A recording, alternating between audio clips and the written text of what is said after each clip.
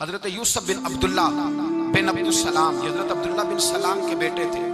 یہ کہتے ہیں کہ میرے والد حضرت عبداللہ بن سلام حضور کے صحابی تھے، اور حضرت ابو دردہ ان کا آپس میں بڑا دوستانہ تھا۔ کہتے ہیں میں ملنے چلا گیا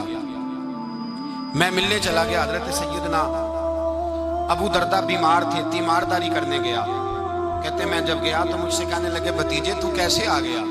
میں نے کہا آپ کا اور میرے ابا جی کا یارانہ بڑا تھا، دوستی نبھانے آیا ہوں، تو آپ پر آخری وقت تھا، نزع کا عالم تھا، میں نے کہا کوئی نصیحت کریں۔ تو حضرت ابو دردہ کہنے لگے بیٹا مجھ پر وہ وقت ہے کہ بہت بڑا جھوٹا بھی اس وقت میں سچ ہی بولتا ہے، اس وقت میں سچ بولتا ہے، سچ۔ آپ فرمانے لگے میں رسول اللہ کا غلام رہا ہوں، ابو بکر صدیق کا مشیر رہا ہوں، فاروق اعظم کا مشیر رہا ہوں، میں نے صحابہ کے ساتھ وقت گزارا ہے، جاتے جاتے تجھے نصیحت کر رہا ہوں، پلے سے باندھ لینا۔ حضرت یوسف بن عبداللہ بن سلام کہنے لگے حضور کہیے۔ فرمانے لگے بیٹا سجدہ کبھی نہ چھوڑنا، سجدہ نہ چھوڑنا۔ حضور کیا ملتا ہے؟ فرمایا میں نے اپنے نبی سے سنا ہے کہ بندہ رب کے سب سے زیادہ قریب اس وقت ہوتا ہے جب اس نے اپنا سر سجدے میں رکھا ہوتا ہے، اللہ کے قریب ہوتا ہے۔ کہاں ہوتا ہے؟ بول کے بتائیے، اس بات کو سمجھیے۔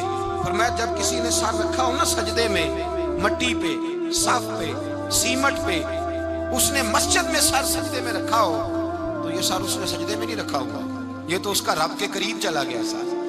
بندے کا اللہ سے قرب کہاں ہوتا ہے؟ سجدے میں۔ کس جگہ؟ اس لیے حضور نے فرمایا سجدے میں دعائیں زیادہ قبول ہوتی ہیں، سجدے میں دعائیں زیادہ قبول ہوتی ہیں۔ بندگی کی لذت، سرور، کیف، اس کے ذائقے۔ حضرت احنف بن قیس تابعی ہیں، صحابی کے شاگرد ہیں، فرماتے میں مسجد اقصیٰ میں گیا، فلسطین میں مسجد اقصیٰ میں ایک شخص کو میں نے دیکھا، بڑا نورانی چہرہ اس کا، اور بڑا اس کے وجود کے اندر عجیب سی کشش، خوشبو دور تک پھیلی ہے۔ وہ بندہ نہ نماز نہیں پڑھ رہا تھا، سجدے ہی کرتا جا رہا تھا، ایک سجدہ، دوسرا سجدہ، تیسرا سجدہ، اور سجدہ کرتا تو دیر تک سجدہ کرتا، پھر سجدہ کرتا تو دیر تک۔ کہتے ہیں جب وہ فارغ ہوا تو میں نے گزارش کی، کہتے ہیں جب وہ فارغ ہوئے تو میں نے گزارش کی، میں نے کہا بزرگوں ایک بات پوچھنے کو دل کرتا ہے۔ انہوں نے کہا پوچھو۔ کہنے لگے آپ اتنے سجدے کیوں کرتے ہیں؟ کہتے ہیں میں نے پوچھا تو بزرگوں نے رونا شروع کر دیا، اتنا روئے کہ ہچکی بن گئی۔ پھر میں نے کہا حضور میں نے کوئی غلط بات پوچھ لی، آپ تو پریشان ہو گئے۔ کہنے لگے پھر رونے لگے۔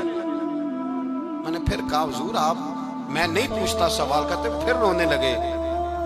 3 دفعہ روئے تو کہنے لگے سنو میں رسول اللہ کا صحابی ہوں، میں نبی پاک کا، میں نے اپنے حبیب سے سنا ہے کہ جب کوئی بندہ رب کو ایک سجدہ کرتا ہے تو اللہ اس کے گناہ معاف کرتا ہے، ایک سجدہ کرتا ہے تو اللہ کیا کرتا ہے؟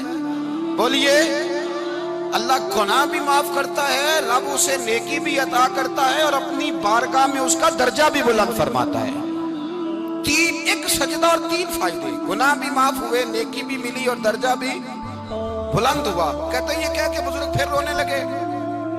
جب وہ خاموش ہوئے میں نے کہا حضور اگر ناراض نہ ہوں تو مجھ پر تو کیفیت ہی عجیب طاری ہو گئی ہے، آپ کے اس رنگ نے میرا بھی رنگ بدل دیا ہے، پوچھ سکتا ہوں آپ کون ہیں؟ پوچھ سکتا ہوں آپ کون ہیں؟